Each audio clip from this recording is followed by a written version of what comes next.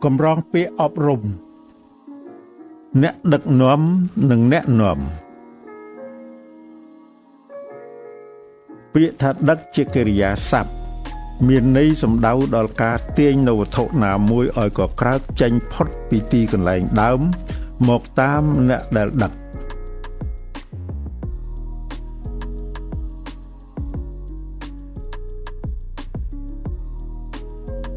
ឧទាហរណ៍ដឹកដៃគឺយកដៃទៅចាប់ដៃមនុស្សម្នាក់ទៀតឲ្យមកតាមខ្លួន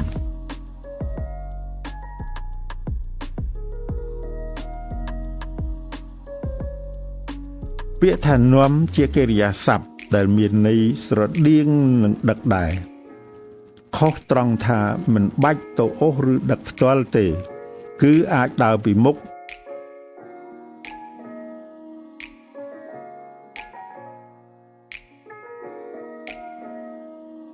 អាចគ្រាន់តែប្រាប់គេឲ្យធ្វើតាមដោយមិនចាំបាច់យកដៃទៅចាប់ផ្ទាល់អាចគ្រាន់តែពន្យល់រួចហើយឲ្យគេធ្វើគេដើរខ្លួនឯងក៏បាន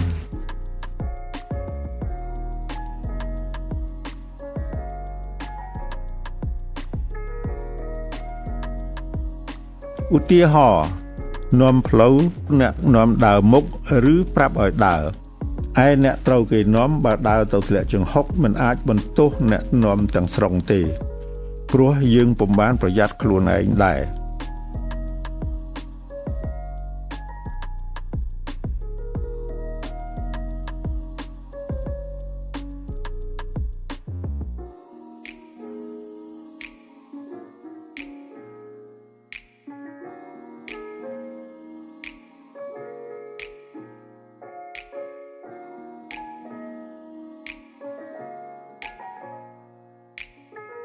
ដូច្នេះអ្នកដឹកនាំតាមបរិបទនៃពាក្យដែលបានវែកញែកហើយនេះបានដល់អ្នកដែលមានតួនាទីដឹកអ្នកដែលមិនដឹងគោលដៅនិងនាំអ្នកមិនស្គាល់ផ្លូវឲ្យបានដល់គោលដៅមួយដែលប្រាថ្នាដោយសុវត្ថិភាព